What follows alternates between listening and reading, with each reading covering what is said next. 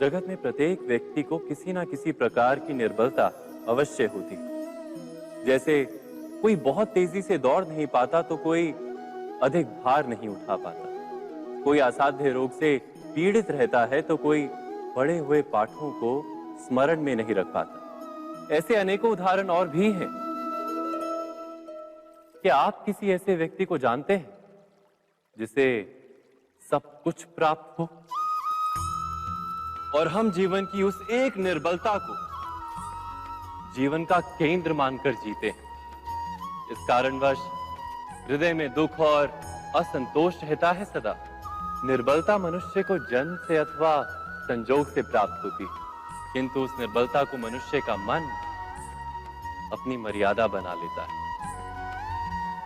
किंतु कुछ व्यक्ति ऐसे भी होते हैं जो अपने पुरुषार्थ और श्रम से उस निर्बलता को पराजित कर देते हैं।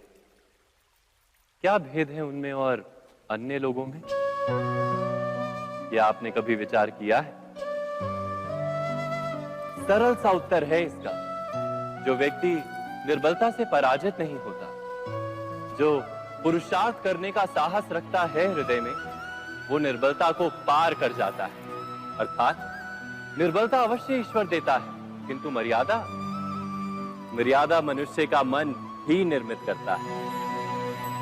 स्वयं विचार कीजिए।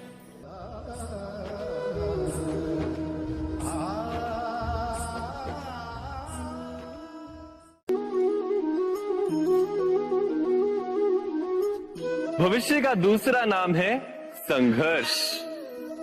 हृदय में आज इच्छा होती है और यदि पूर्ण नहीं हो पाती तो हृदय भविष्य की योजना बनाता है। भविष्य में इच्छा पूर्ण होगी ऐसी कल्पना करता रहता है, किंतु जीवन ना तो भविष्य में है ना अतीत में। जीवन तो इस क्षण का नाम है, अर्थात इस क्षण का अनुभव ही जीवन का अनुभव। पर हम ये जानते हुए भी इतना सा सत्य समझ नहीं पाते। या तो हम बीते हुए समय के स्मरणों को घेर कर बैठे रहते, या फिर आने वाले समय के लिए हम योजनाएं बनाते रहते हैं और जीवन जीवन बीत जाता है। एक सत्य यदि हम हृदय में उतार लें कि ना हम भविष्य देख सकते हैं, ना ही भविष्य निर्मित कर सकते हैं, हम तो केवल धैर्य और साहस के साथ भविष्य को आलिंगन दे सकते हैं, स्वागत कर सकते हैं भविष्य का। तो क्या जीवन का हर पल जीवन से नहीं भर जाएगा? स्वयं विचार कीजिए।